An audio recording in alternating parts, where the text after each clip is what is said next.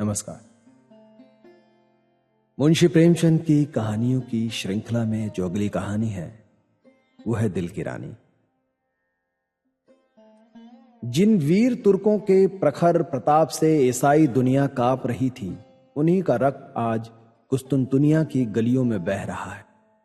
वही कुस्तुनतुनिया जो 100 साल पहले तुर्कों के आतंक से आहत हो रहा था, आज उनके गर्म रक्त से अपना कलेजा ठंडा कर रहा है और तुर्की सेनापति 1 लाख सिपाहियों के साथ तैमूरी तेज के सामने अपनी किस्मत का फैसला सुनने के लिए खड़ा है।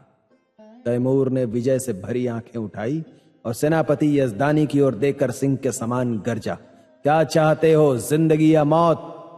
यजदानी ने भी गर्व से सिर उठाकर कहा, इज्जत की जिंदगी मिले तो जिंदगी वरना मौत। तैमूर का क्रोध प्रचंड हो उठा। उसने बड़े बड़े अभिमानियों का सिर नीचा कर दिया था। ये जवाब इस अवसर पर सुनना उसे गंवारा न था। इन्हें वो एक क्षण में मसल सकता है, उस पर भी इतना अभिमान?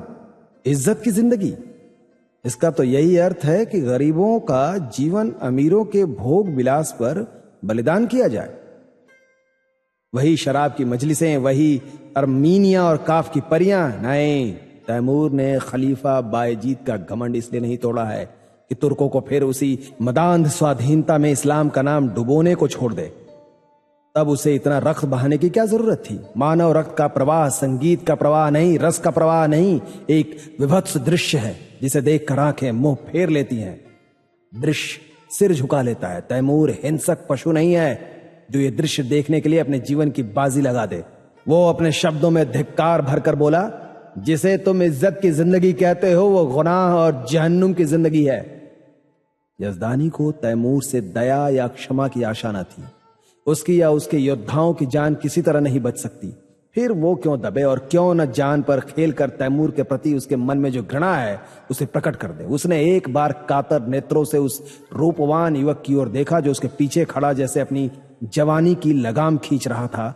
सान पर चढ़े हुए इस्पात के समान उसके अंग अंग से अतुल क्रोध की चिंगारियां निकल रही थी। यजदानी ने उसकी ओर देखा, जैसे अपनी खींची हुई तलवार म्यान में कर ली और खून के घूंट पीकर बोला, जहां पनाह, इस वक्त फतहमंद है, लेकिन अपराध क्षमा हो तो कहूं कि अपने जीवन के विषय में तुर्कों को तातारियों से उपदेश लेने की जरूरत नहीं। दुनिया से अलग तातार के ऊसर मैदानों में न त्याग और व्रत की उपासना की जा सकती है और न मयस्सर होने वाले पदार्थों का बहिष्कार किया जा सकता है। पर जहां खुदा ने नेमतों की वर्षा की हो, वहां उन नेमतों का भोग न करना नाशुक्री है। अगर तलवार ही सभ्यता की सनद होती तो गाल कौम रोमनों से कहीं ज्यादा सभ्य होती। तैमूर जोर से हंसा और उसके सिपाहियों ने तलवारों पर हाथ रख लिए। तैमूर का ठहाका मौत का ठहाका था या गिरने वाले वज्र का तड़ाका। तातार वाले पशु हैं क्यों? मैं ये नहीं कहता, तुम कहते हो खुदा ने तुम्हें ऐश करने के लिए पैदा किया है। मैं कहता हूं ये कुफ्र है। खुदा ने इंसान को बंदगी के लिए पैदा किया है और इसके खिलाफ जो कोई कुछ करता है वो काफिर है, जहन्नुमी है। रसूल पाक हमारी जिंदगी को पाक करने के लिए, हमें सच्चा इंसान बनाने के लिए आए थे, हमें हराम की तालीम देने नहीं। तैमूर दुनिया को इस कुफ्र से पाक कर देने का बीड़ा उठा चुका है। रसूल पाक के कदमों की कसम, मैं बेरहम नहीं, जालिम नहीं हूं, खूंखार नहीं हूं, लेकिन कुफ्र की सजा मेरे ईमान में मौत के सिवा कुछ नहीं। उसने तातारी सिपाह सलार की तरफ कातिल नजरों से देखा और तक्षण एक देव सा आदमी तलवार सौंध कर यजदानी के सिर पर आ पहुंचा। तातारी सेना भी तलवारें खींच खींच कर तुर्की सेना पर टूट पड़ी और दम के दम में कितनी ही लाशें जमीन पर फड़कने लगी। सहसा वही रूपवान युवक जो यजदानी के पीछे खड़ा था आगे बढ़कर तैमूर के सामने आया और जैसे मौत को अपनी दोनों बंधी हुई मुट्ठियों में मसलता हुआ बोला, ऐ अपने को मुसलमान कहने वाले बादशाह, क्या यही है वो इस्लाम जिसकी तबलीग का तूने बीड़ा उठाया है? इस्लाम की यही तालीम है कि तू उन बहादुरों का इस बेदर्दी से खून बहाए जिन्होंने इसके सिवा कोई गुनाह नहीं किया कि अपने खलीफा और मुल्क की हिमायत की? चारों तरफ सन्नाटा छा गया। एक युवक जिसकी अभी मसें भी न भीगी थी, तैमूर जैसे तेजस्वी बादशाह का इतने खुले हुए शब्दों में तिरस्कार करे और उसकी जबान तालू से न खिंचवा ली जाए। सभी स्तंभित हो रहे थे और तैमूर सम्मोहित सा बैठा उस युवक की ओर ताक रहा था। युवक ने तातारी सिपाहियों की तरफ, जिनके चेहरों पर कौतूहल में प्रोत्साहन झलक रहा था, देखा और बोला, तू इन मुसलमानों को काफिर कहता है और समझता है कि तू इन्हें कत्ल करके खुदा और इस्लाम की खिदमत कर रहा है। मैं मैं तुझसे पूछता हूं, अगर वो लोग जो खुदा के सिवा और किसी के सामने सजदा नहीं करते, जो रसूल पाक को अपना रहबर समझते हैं, मुसलमान नहीं है, तो कौन मुसलमान है? मैं कहता हूं हम काफिर सही, लेकिन तेरे तो हैं। क्या इस्लाम जंजीरों में बंधे हुए कैदियों के कत्ल की इजाजत देता है? खुदा ने अगर तुझे ताकत दी है, अख्तियार दिया है, तो क्या इसलिए कि तू खुदा के बंदों का खून बहाए? क्या गुनहगारों को कत्ल करके तू उन्हें सीधे रास्ते पर ले जाएगा? तूने कितनी ही बेरहमी से 70,000 बहादुर तुर्कों को धोखा देकर सुरंग में उड़वा दिया और उनके मासूम बच्चों और निरपराध स्त्रियों को अनाथ कर दिया। तुझे कुछ अनुमान है? क्या यही कारनामे हैं जिन पर तू अपने मुसलमान होने का गर्व करता है? क्या इसी कत्ल, खून और बहते दरिया से तू दुनिया में अपना नाम रोशन करेगा? तूने तुर्कों के खून बहते दरिया में अपने घोड़ों के सुम नहीं भिगोए हैं, बल्कि इस्लाम को जड़ से खोद कर फेंक दिया है। ये वीर तुर्कों का ही आत्मोत्सर्ग है जिसने यूरोप में इस्लाम की तौहीद फैलाई। आज सोफिया के गिरजे में तुझे अल्लाह अकबर की सदा सुनाई दे रही है ना? सारा यूरोप इस्लाम का स्वागत करने को तैयार है। क्या ये कारनामे इसी लायक हैं कि उनका ये इनाम मिले? इस ख्याल को दिल से निकाल दे कि तू खुरेजी से इस्लाम की खिदमत कर रहा है। एक दिन तुझे भी परवरदिगार के सामने अपने कर्मों का जवाब देना पड़ेगा और तेरा कोई उज्र न सुना जाएगा। क्योंकि अगर तुझमें अब भी नेक और बद की तमीज बाकी है तो अपने दिल से पूछ, तूने ये जिहाद खुदा के राह में किया था या अपनी हविस के लिए? और मैं जानता हूं तुझे जो जवाब मिलेगा वो तेरी गर्दन शर्म से झुका देगा। खलीफा अभी भी सिर झुकाए ही था। यज़दानी ने कांपते हुए शब्दों में अर्ज किया, जहां पनाह, ये गुलाम का लड़का है, इसके दिमाग में कुछ फितूर है। हुजूर इसकी गुस्ताखियों को मुआफ करे, मैं इसकी सजा झेलने को तैयार हूं। तैमूर उस युवक के चेहरे की तरफ स्थिर नेत्रों से देख रहा था। आज जीवन में पहली बार उसे निर्भीक शब्दों को सुनने का अवसर मिला। उसके सामने तो बड़े बड़े सेनापतियों, मंत्रियों और बादशाहों की जबान न खुलती थी। वो जो कुछ कहता था वही कानून था। किसी को उसमें चूं करने की ताकत न थी। उनकी खुशामदों ने उसकी अहमान्यता को आसमान पर चढ़ा दिया था। उसे विश्वास हो गया था कि खुदा ने इस्लाम को जगाने और सुधारने के लिए ही उसे दुनिया में भेजा है। उसने पैगंबरी का दावा तो नहीं किया, पर उसके मन में यह भावना दृढ़ हो गई थी। इसलिए जब आज एक युवक ने प्राणों का मुंह छोड़कर उसकी कीर्ति का पर्दा खोल दिया तो उसकी चेतना जैसे जाग उठी। उसके मन में क्रोध और हिंसा की जगह श्रद्धा का उदय हुआ। उसकी आंखों का एक इशारा इस युवक की जिंदगी का चिराग गुल कर सकता था। उसकी संसार विजयहीन शक्ति के सामने यह दूध मुहा बालक मानो अपने नन्हे नन्हे हाथों से समुद्र के प्रवाह को रोकने के लिए खड़ा हो। कितना हास्यपद साहस था, और उसके साथ ही कितना आत्मविश्वास से भरा हुआ। तैमूर को ऐसा जान पड़ा कि इस निहत्थे बालक के सामने वो कितना निर्बल है। मनुष्य में ऐसे साहस का एक ही स्रोत हो सकता है, और वो सत्य पर अटल विश्वास। उसकी आत्मा दौड़कर उस युवक के दामन में चिमट जाने के लिए अधीर हो गई। वो दार्शनिक न था जो सत्य में शंका करता है। वो सरल सैनिक था जो सत्य को भी विश्वास के साथ सत्य बना देता है। यज़दानी ने उसी स्वर में कहा, जहां पनाह, इसकी बदजबानी का ख्याल न फरमावें। तैमूर ने तुरंत तख्त से उठकर यज़दानी को गले से लगा लिया और बोला, काश ऐसी गुस्ताखियों और बदजबानियों को सुनने का पहले इत्तेफाक होता, तो आज इतने बेगुनाहों का खून मेरी गर्दन पर ना होता। मुझे इस जवान में किसी फरिश्ते की रूह का जलवा नजर आता है, जो मुझ जैसे गुमराहों को सच्चा रास्ता दिखाने के लिए भेजी गई है। मेरे दोस्त, तुम खुशनसीब हो कि ऐसे फरिश्ता सिफत बेटे के बाप हो। क्या मैं उसका नाम पूछ सकता हूं? यज़दानी पहले आतश परस्त था, पीछे मुसलमान हो गया था, पर अभी तक कभी कभी उसके मन में शंकाएं उठती रहती थीं कि उसने क्यों इस्लाम कबूल किया। जो कैदी फांसी के तख्ते पर खड़ा सूखा जा रहा था कि एक क्षण में रस्सी उसकी गर्दन में पड़ेगी और वो लटकता रह जाएगा, उसे जैसे किसी फरिश्ते ने गोद में ले लिया। वो गदगद कंठ से बोला, उसे हबीब कहते हैं।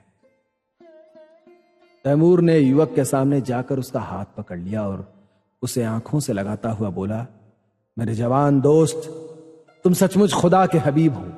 मैं वो गुनहगार हूं जिसने अपनी नासमझी में हमेशा अपने गुनाहों को सवाब समझा, इसलिए कि मुझसे कहा जाता था तेरी जात बेऐब है। आज मुझे यह मालूम हुआ कि मेरे हाथों इस्लाम को कितना नुकसान पहुंचा। आज से मैं तुम्हारा ही दामन पकड़ता हूं, तुम ही मेरे रहनुमा हो। मुझे यकीन हो गया है कि तुम्हारे ही वसीले से मैं खुदा की दरगाह तक पहुंच सकता हूं। ये कहते हुए उसने युवक के चेहरे पर नजर डाली तो उस पर शर्म की लाली छाई हुई थी। उस कठोरता की जगह मधुर संकोच झलक रहा था। युवक ने सिर झुकाकर कहा, यह हुजूर की कदरदानी है, वरना मेरी क्या हस्ती है। तैमूर ने उसे खींचकर अपने बगल के तख्त पर बिठा दिया और अपने सेनापति को हुक्म दिया, सारे तुर्क कैदी छोड़ दिए जाएं, उनके हथियार वापस कर दिए जाएं और जो माल लूटा गया है वो सिपाहियों में बराबर बांट दिया जाए। वजीर तो इधर इस हुक्म की तामील करने लगा, उधर तैमूर हबीब का हाथ पकड़े हुए अपने खेमे में गया और दोनों मेहमानों की दावत का प्रबंध करने लगा। और जब भोजन समाप्त हो गया तो उसने अपने जीवन की सारी कथा रो रो कर कह सुनाई, जो आदि से अंत तक मिश्रित पशुता और बर्बरता के कृत्यों से भरी हुई थी।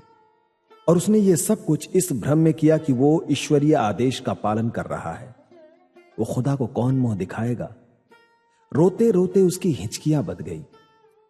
अंत में उसने हबीब से कहा, मेरे जवान दोस्त, अब मेरा बेड़ा आप ही पार लगा सकते हैं। आपने मुझे राह दिखाई है तो मंजिल पर पहुंचाइए। मेरी बादशाहत को अब आप ही संभाल सकते हैं। मुझे अब मालूम हो गया कि मैं उसे तबाही के रास्ते पर लिए जाता था। मेरी आपसे बस यही इल्तिजा है कि आप उसकी वजारत कबूल करें। देखिए, खुदा के लिए इनकार न कीजिएगा, वरना मैं कहीं का नहीं रहूंगा। यजदानी ने अर्ज की, हुजूर, इतनी कदरदानी फरमाते हैं तो आपकी इनायत है, लेकिन अभी इस लड़के की उम्र ही क्या है। वजारत की खिदमत ये क्या अंजाम दे सकेगा। अभी तो इसकी तालीम के दिन है। इधर से इनकार होता रहा और उधर तैमूर आग्रह करता रहा। यजदानी इनकार तो कर रहे थे पर छाती फूली जाती थी। मूसा आग लेने गए थे, पैगंबरी मिल गई। कहां मौत के मुंह में जा रहे थे, वजारत मिल गई। लेकिन यह शंका भी थी कि ऐसे अस्थिर चित्त आदमी का क्या ठिकाना। आज खुश हुआ, वजारत देने को तैयार है, कल नाराज हो गया, जान की खैरियत नहीं। उन्हें हबीब की लियाकत पर भरोसा था, फिर भी जी डरता था कि बिराने देश में न जाने कैसी पड़े कैसी न पड़े। दरबार वालों में षड्यंत्र होते ही रहते हैं। हबीब नेक है, समझदार है, अवसर पहचानता है, लेकिन वो तजर्बा कहां से लाएगा जो उम्र ही से आता है। उन्होंने इस प्रश्न पर विचार करने के लिए एक दिन की मोहलत मांगी और रुखसत हुए। हबीब यजदानी का लड़का नहीं, लड़की थी। उसका नाम उम्मतुल हबीब था। जिस वक्त यजदानी और उसकी पत्नी मुसलमान हुए तो लड़की की उम्र कुल 12 साल की थी, पर प्रकृति ने उसे बुद्धि और प्रतिभा के साथ विचार स्वातंत्र्य भी प्रदान किया था। वो जब तक सत्यासत्य की परीक्षा न कर लेती कोई बात स्वीकार न करती। मां बाप के धर्म परिवर्तन से उसे अशांति तो हुई, पर जब तक इस्लाम का अच्छी तरह अध्ययन न कर ले वो केवल मां बाप को खुश करने के लिए इस्लाम की दीक्षा नहीं ले सकती थी। मां बाप भी उस पर किसी तरह का दबाव न डालना चाहते थे। जैसे उन्हें अपने धर्म को बदल देने का अधिकार है, वैसे ही उसे अपने धर्म पर आरूढ़ रहने का भी अधिकार है। लड़की को संतोष हुआ, लेकिन उसने इस्लाम और जरुस्थते धर्म दोनों ही का तुलनात्मक अध्ययन आरंभ किया और पूरे 2 साल के अन्वेषण और परीक्षण के बाद उसने भी इस्लाम की दीक्षा ले ली। माता पिता फूले न समाये। लड़की उनके दबाव से मुसलमान नहीं बनी हुई, बल्कि स्वेच्छा से, स्वाध्याय से और ईमान से हुई। 2 साल तक उन्हें जो शंका घेरे रहती थी वो मिट गई। यजदानी के कोई पुत्र न था, और उस युग में जबकि आदमी की तलवार ही सबसे बड़ी अदालत थी, पुत्र का न रहना संसार का सबसे बड़ा दुर्भाग्य था। यजदानी बेटे का अरमान बेटी से पूरा करने लगा। लड़कों की ही भांति उसकी शिक्षा दीक्षा होने लगी। वो बालकों के से कपड़े पहनती, घोड़े पर सवार होती, शस्त्र विद्या सीखती और अपने बाप के साथ अक्सर खलीफा बायजीद के महलों में जाती और राजकुमारी के साथ शिकार खेलने लगती। इसके साथ ही वो दर्शन, काव्य, विज्ञान और आध्यात्म का भी अभ्यास करती थी। यहां तक कि 16वें वर्ष में वो फौजी विद्यालय में दाखिल हो गई और 2 साल के अंदर वहां की सबसे ऊंची परीक्षा पास करके फौज में नौकर हो गई। शास्त्र विद्या और सेना संचालन कला में इतनी निपुण थी और खलीफा बायजीद उसके चरित्र से इतना प्रसन्न था कि पहले ही पहल उसे 1000 मनसब मिल गया। ऐसी युवती के चाहने वालों की क्या कमी। उसके साथ के कितने ही अफसर, राज परिवार के कितने ही युवक उस पर प्राण देते थे, पर कोई उसकी नजरों में न जचता था। नित्य ही निकाह के पैगाम आते थे, पर वो हमेशा इंकार कर देती। वैवाहिक जीवन ही से उसे अरुचि थी कि युवतियां कितने अरमानों से ब्याह कर लाई जाती हैं और फिर कितने निरादर से महलों में बंद कर दी जाती हैं। उनका भाग्य पुरुषों की दया के अधीन है। अक्सर ऊंचे घरानों की महिलाओं से उसको मिलने जुलने का अवसर मिलता था। उनके मुख से उनकी करुण कथा सुनकर वो वैवाहिक पराधीनता से और भी घृणा करने लगी थी और यजदानी उसकी स्वाधीनता में बिल्कुल बाधा न देता था। लड़की स्वाधीन है, उसकी इच्छा हो विवाह करे या कुंवारी रहे, वो अपनी आप मुख्तार है। उसके पास पैगाम आते तो वो साफ जवाब दे देता, मैं इस बारे में कुछ नहीं जानता, इसका फैसला वही करेगी। यद्यपि एक युवती का पुरुष वेश में रहना, युवकों से मिलना जुलना समाज में आलोचना का विषय था, पर यजदानी और उसकी स्त्री दोनों ही को उसके सतीत्व पर विश्वास था। हबीब के व्यवहार और आचार में उन्हें कोई ऐसी बात नजर न आती थी जिससे उन्हें किसी तरह की शंका हो। यौवन की आंधी और लालसाओं के तूफान में वो 24 वर्षों की वीर बाला अपने हृदय की संपत्ति लिए अटल और अजेय खड़ी थी, मानो सभी युवक उसके सगे भाई हैं। कुस्तुनतुनिया में कितनी खुशियां मनाई गईं, हबीब का कितना सम्मान और स्वागत हुआ, उसे कितनी बधाइयां मिली, ये सब लिखने की बात नहीं। शहर तबाह हुआ जाता था। संभव था आज उसके महलों और बाजारों से आग की लपटें निकलती होती। राज्य और नगर को उस कल्पनातीत विपत्ति से बचाने वाला आदमी कितने आदर, प्रेम, श्रद्धा और उल्लास का पात्र होगा, इसकी तो कल्पना भी नहीं की जा सकती। उस पर कितने फूलों और कितने लाल जवाहरों की वर्षा हुई, इसका अनुमान तो कोई कवि ही कर सकता है। और नगर की महिलाएं हृदय के अक्षय भंडार से आशीषें निकाल निकाल कर उस पर लुटाती थी और गर्व से फूली हुई उसका मुंह निहार कर अपने को धन्य मानती थी। उसने देवियों का मस्तक ऊंचा कर दिया था। रात को तैमूर के प्रस्ताव पर विचार होने लगा। सामने गद्देदार कुर्सी पर यजदानी था, सौम्य, विशाल और तेजस्वी। उसकी दाहिनी तरफ उसकी पत्नी थी, ईरानी लिबास में, आंखों में दया और विश्वास की ज्योति भरे हुए। बाईं तरफ उम्मुतुल हबीब थी, जो इस समय रमणीय वेश में मोहिनी बनी हुई थी, ब्रह्मचर्य के तेज से दीप्त। यजदानी ने प्रस्ताव का विरोध करते हुए कहा, मैं अपनी तरफ से कुछ नहीं कहूंगा, लेकिन यदि मुझे सलाह देने का अधिकार है तो मैं स्पष्ट चाहता हूं कि तुम्हें इस प्रस्ताव को कभी स्वीकार नहीं करना चाहिए। तैमूर से यह बात बहुत दिन तक छिपी नहीं रह सकती है कि तुम क्या हो, उस वक्त क्या परिस्थिति होगी, मैं नहीं कह सकता, और इस विषय में जो कुछ टिकाएं होंगी वो तुम मुझसे ज्यादा जानती हो। यहां मैं मौजूद था और कुत्सा को मुंह न खोलने देता था, पर वहां तुम अकेली रहोगी और कुत्सा को मनमाने आरोप करने का अवसर मिलता रहेगा। उसकी पत्नी स्वेच्छा को इतना महत्व नहीं देती थी।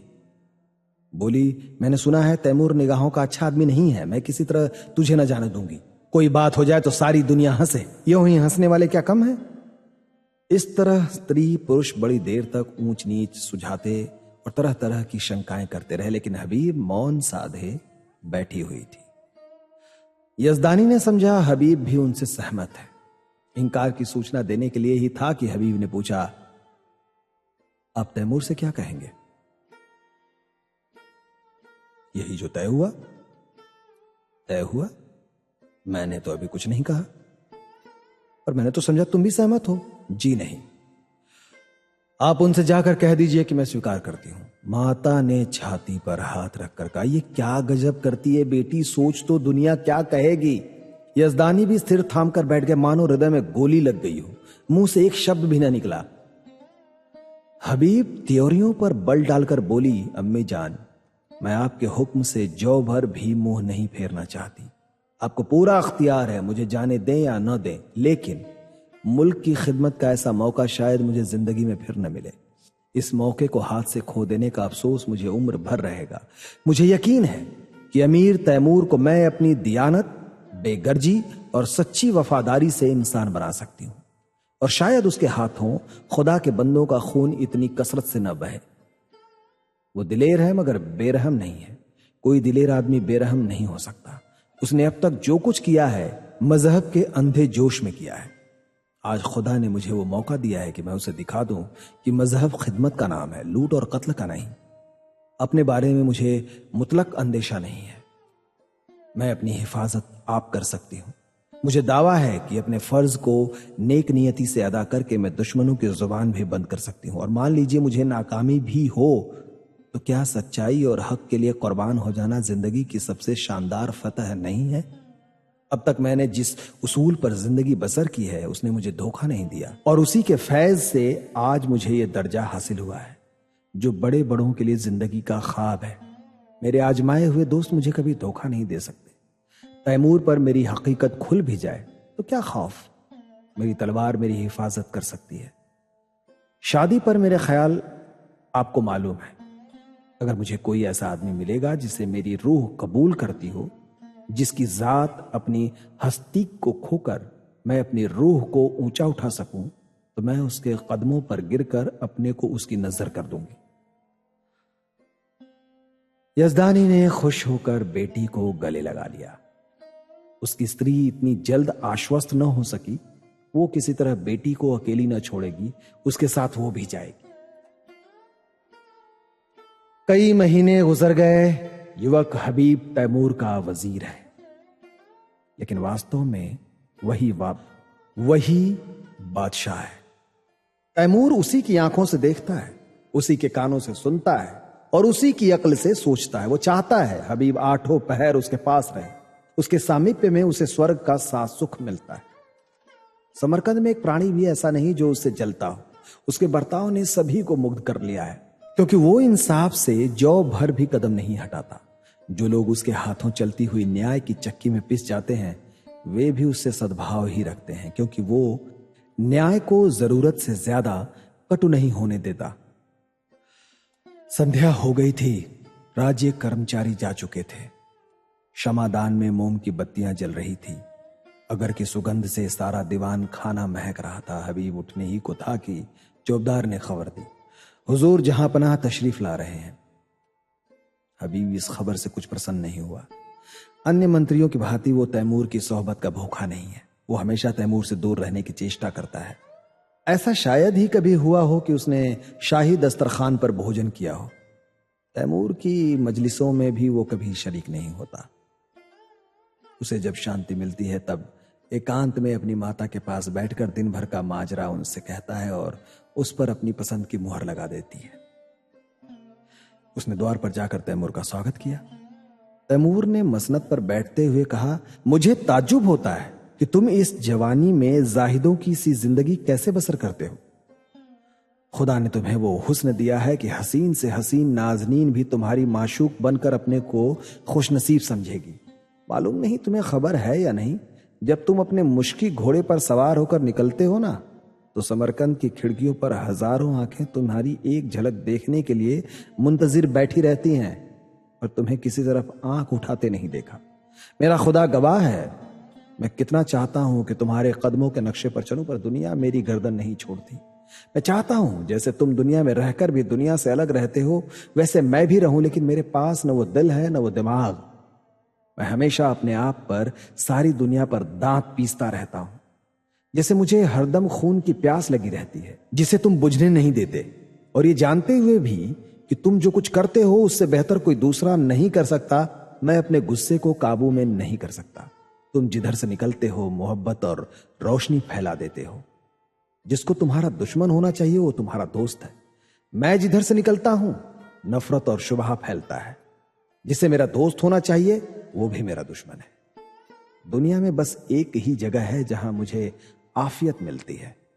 अगर तुम मुझे समझते हो, ये ताज और तख्त मेरे रास्ते के रोड़े हैं, तो खुदा की कसम मैं आज इन पर लात मार दूं। मैं आज तुम्हारे पास यही दरख्वास्त लेकर आया हूं कि तुम मुझे वो रास्ता दिखाओ जिससे मैं सच्ची खुशी पा सकूं। मैं चाहता हूं तुम इसी महल में रहो ताकि मैं तुमसे सच्ची जिंदगी का सबक सीखूं। हबीब का हृदय धक से हो गया। कहीं अमीर पर नारित्व का रहस्य खुल तो नहीं गया। उसकी समझ में ना आया कि उसे क्या जवाब दे।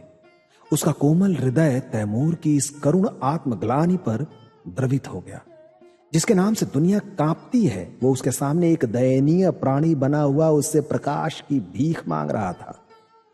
तैमूर की उस कठोर, विकृत, शुष्क, हिंसात्मक मुद्रा में उसे एक स्निग्ध मधुर ज्योति दिखाई दी, मानो उसका जागृत विवेक भीतर से झांक रहा हो। उसे अपना स्थिर जीवन, जिसमें ऊपर उठने की स्मृति ही न रही, इस विफल उद्योग के सामने तुच्छ जान पड़ा। उसने मुग्ध कंठ से कहा, हुजूर, इस गुलाम की इतनी कद्र करते हैं, ये मेरी खुशनसीबी है, लेकिन मेरा शाही महल में रहना मुनासिब नहीं। तैमूर ने पूछा, क्यों? इसलिए कि जहां दौलत ज्यादा होती है वहां डाके पड़ते हैं, और जहां कद्र ज्यादा होती है वहां दुश्मन भी ज्यादा होते हैं। तुम्हारा भी कोई दुश्मन हो सकता है? मैं खुद अपना दुश्मन हो जाऊंगा। आदमी का सबसे बड़ा दुश्मन गरूर है। तैमूर को जैसे कोई रत्न मिल गया।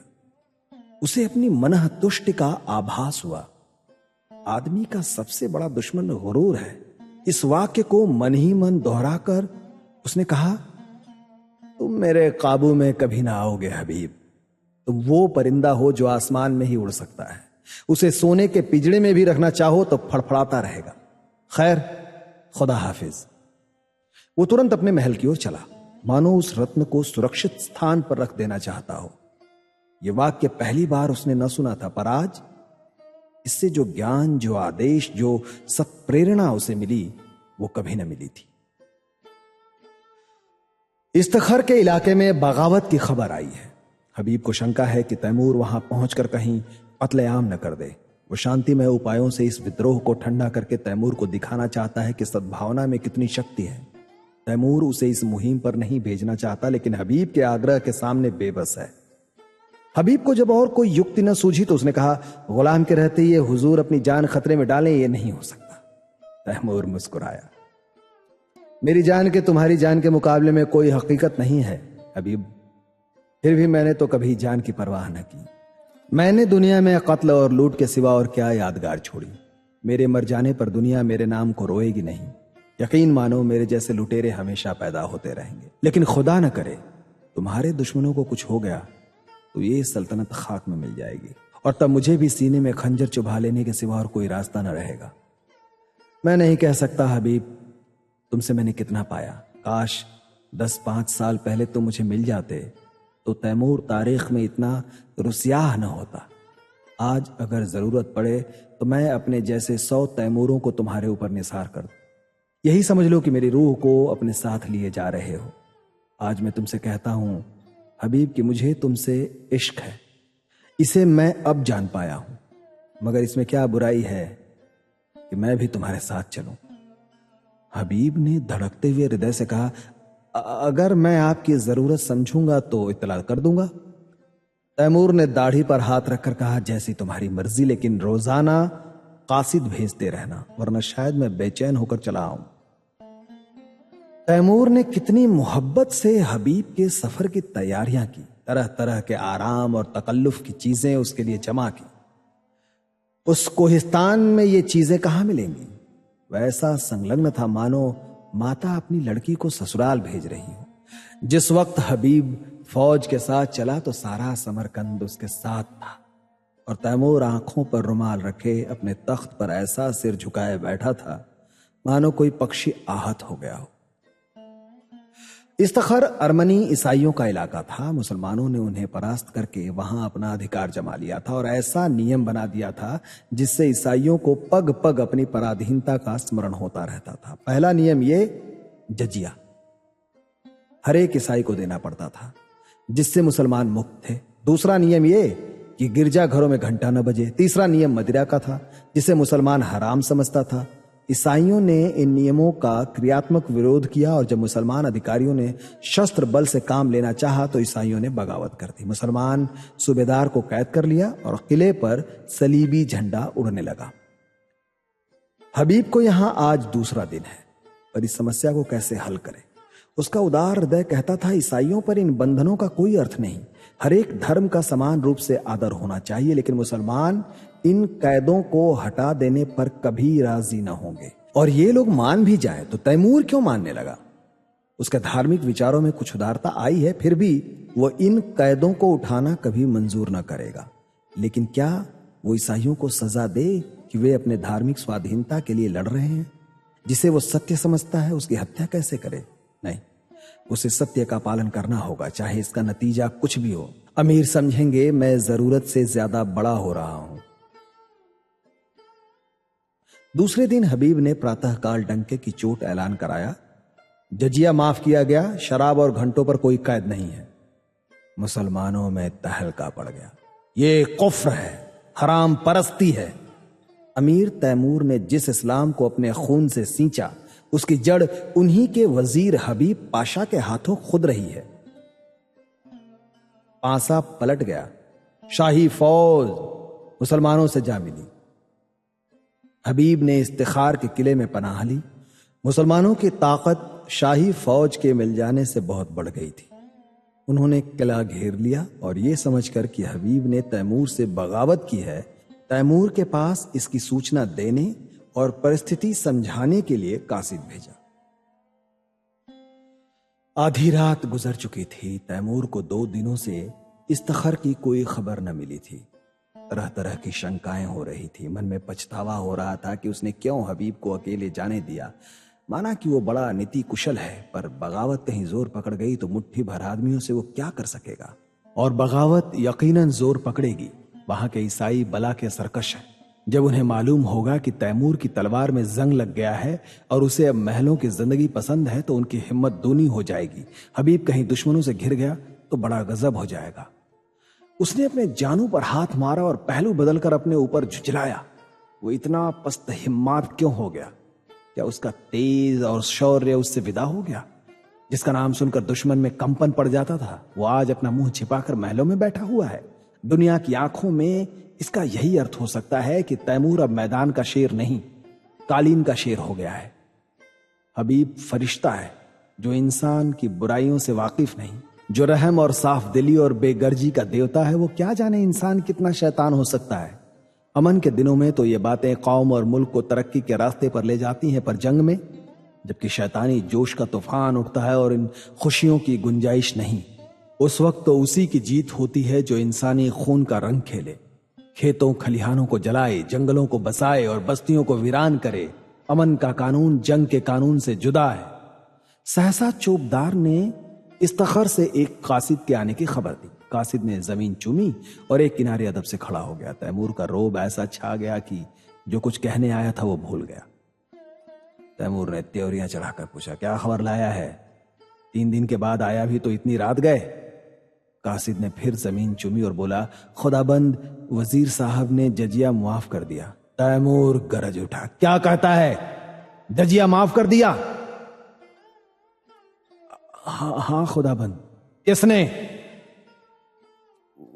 वजीर साहब ने। किसके हुक्म से? अपने हुक्म से हुजूर। और हुजूर शराब का भी हुक्म दे दिया है। गिरजों में घंटे बजने लगे हैं हुजूर। और खुदाबंद ईसाइयों से मिलकर मुसलमानों पर हमला कर दिया। तो मैं क्या करूं? हुजूर हमारे मालिक हैं, अगर हमारी कुछ मदद न हुई तो वहां का एक मुसलमान भी जिंदा न बचेगा। हबीब पाशा इस वक्त कहां है? इफ्तिखार के किले में हुजूर। और मुसलमान क्या कर रहे हैं? हमने ईसाइयों को किले में घेर लिया है। और उनके साथ हबीब को भी? हाँ हुजूर, वो हुजूर से बागी हो गए थे तो। और इसलिए मेरे वफादार इस्लाम के खादिम ने उन्हें कैद कर रखा है। मुमकिन है मेरे पहुंचते पहुंचते उन्हें कत्ल भी कर दे। बदजात दूर हो जा मेरे सामने से। मुसलमान समझते हैं हबीब मेरा नौकर है और मैं उसका आका हूं। यह गलत है, झूठ है। इस सल्तनत का मालिक हबीब है, तैमूर उसका अदना गुलाम है। उसके फैसले में तैमूर दखलंदाजी नहीं कर सकता। बेशक जजिया मुआफ होना चाहिए। मुझे मजाज नहीं कि दूसरे मजहब वालों से उनके ईमान का तावान लूं, कोई मजाज नहीं। अगर मस्जिद में अजान होती है तो कलीसा में घंटा क्यों बजे? घंटे की आवाज में कुफ्र नहीं है। काफिर वो है जो दूसरों का हक छीन ले, जो गरीबों को सताए। दगाबाज वो है, खुदगर्ज वो है। काफिर वो नहीं जो मिट्टी या पत्थर के एक टुकड़े में खुदा का नूर देखता हो, जो नदियों और पहाड़ों में, दरख्तों और झाड़ियों में खुदा का जलवा पाता हो। वो हमसे और तुमसे ज्यादा खुदा परस्त है जो मस्जिद में खुदा को बंद समझते हैं। तू समझता है मैं कुफ्र बक रहा हूं? किसी को काफिर समझना ही कुफ्र है। हम सब खुदा के बंदे हैं, सब। बस जा और उन बागी मुसलमानों से कह दे, अगर फौरन मुहासरा न उठा लिया गया तो तैमूर कयामत की तरह आ पहुंचेगा। कासिद हतबुद्धि सा खड़ा ही था कि बाहर खतरे का बिगुल बज उठा और फौजें किसी समर यात्रा की तैयारी करने लगी। तीसरे दिन तैमूर इस्तखर पहुंचा तो किले का मुहासरा उठ चुका था। किले की तोपों ने उसका स्वागत किया। हबीब ने समझा तैमूर ईसाइयों को सजा देने आ रहा है। ईसाइयों के तो हाथ पांव फूले हुए थे, मगर हबीब मुकाबले के लिए तैयार था। ईसाइयों के स्वप्न की रक्षा में यदि जान भी जाए तो कोई गम नहीं। इस मामले पर किसी तरह का समझौता न हो सकता है।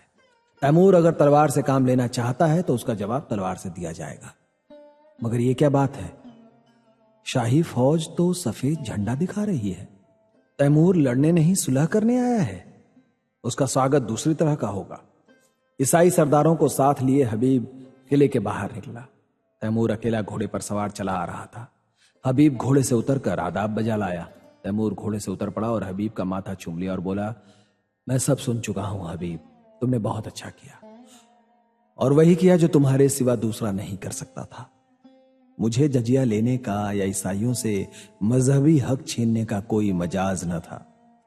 मैं आज दरबार करके इन बातों को तस्दीक कर दूंगा और तब मैं एक ऐसी तजवीज बताऊंगा जो कई दिनों से मेरे जहन में आ रही है, और मुझे उम्मीद है कि तुम उसे मंजूर कर लोगे। मंजूर करना पड़ेगा। हबीब के चेहरे का रंग उड़ गया। कहीं हकीकत खुल तो नहीं गई? वो क्या तजवीज है? उसके मन में खलबली पड़ गई। तैमूर ने मुस्कुराकर पूछा, तुम मुझसे लड़ने को तैयार थे? हबीब ने शर्माते हुए कहा, हक के सामने अमीर तैमूर की भी कोई हकीकत नहीं। बेशक बेशक, तुम में फरिश्तों का दिल है तो शेरों की हिम्मत भी है, लेकिन अफसोस यही है कि तुमने ये गुमान ही क्यों किया कि तैमूर तुम्हारे फैसले को मनसूख कर सकता है। ये तुम्हारी जात है जिसने मुझे बतलाया है कि सल्तनत किसी आदमी की जायदाद नहीं, बल्कि एक ऐसा दरख्त है जिसकी हर एक शाख और पत्ती एक सी खुराक पाती है। दोनों किले में दाखिल हुए। सूरज डूब चुका था। आन की आन में दरबार लग गया और उसमें तैमूर ने ईसाइयों के धार्मिक अधिकारों को स्वीकार कर लिया। चारों तरफ से आवाज आई, खुदा हमारे शहनशाह की उम्र दराज करे। तैमूर ने उसी सिलसिले में कहा, दोस्तों, मैं इस दुआ का हकदार नहीं हूं। जो चीज मैंने आपसे जबरन ली थी उसे आपको वापस देकर मैं दुआ का काम नहीं कर रहा हूं। इससे कहीं ज्यादा मुनासिब यह है कि आप मुझे लानत दें कि मैंने इतने दिनों तक आपके हकों से आपको महरूम रखा। चारों तरफ से आवाज आई, मरहबा मरहबा। दोस्तों, उन हकों के साथ साथ मैं आपकी सल्तनत भी आपको वापस करता हूं, क्योंकि खुदा की निगाह में सभी इंसान बराबर हैं और किसी कौम या शख्स को दूसरी कौम पर हुकूमत करने का अख्तियार नहीं है। आज से आप अपने बादशाह हैं। मुझे उम्मीद है कि आप भी मुस्लिम आबादी को उसके जायज हकों से महरूम न करेंगे, मगर कभी ऐसा मौका आए कि कोई कौम आपकी आजादी छीनने की कोशिश करे तो तैमूर आपकी मदद करने को हमेशा तैयार रहेगा। किले में जश्न खत्म हो चुका है। उमरा और हुक्काम रुखसत हो चुके हैं। दीवाने खास में सिर्फ तैमूर और हबीब रह गए हैं।